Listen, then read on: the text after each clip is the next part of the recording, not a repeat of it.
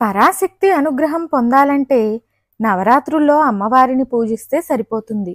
మహాశివుడి అనుగ్రహం కోసం మహాశివరాత్రి రోజున జాగరణ చేయడం ద్వారా, ఆయన్ని పూజించడం ద్వారా సర్వశుభాలు చేకూరుతాయి. శివరాత్రి రోజున సాయంత్రం 6 గంటల నుంచి మరుసటి రోజు ఉదయం 6 గంటల వరకు జరిగే అభిషేకాలు, ఆరాధనలో పాల్గొనాలి. ఈ రోజు జరిగే ఆరాధనల్లో పాల్గొనడం ద్వారా మోక్షం ప్రాప్తిస్తుందని ఆధ్యాత్మిక పండితులు అంటున్నారు. శివరాత్రి రోజు లింగోద్భవ కాలంలో ఈశ్వరుని పూజించడం ద్వారా సర్వ శుభాలు చేకూరుతాయి. శివరాత్రి రోజున స్వామివారికి అభిషేకాలు చేయించడం ద్వారా అష్టైశ్వర్యాలు చేకూరుతాయి.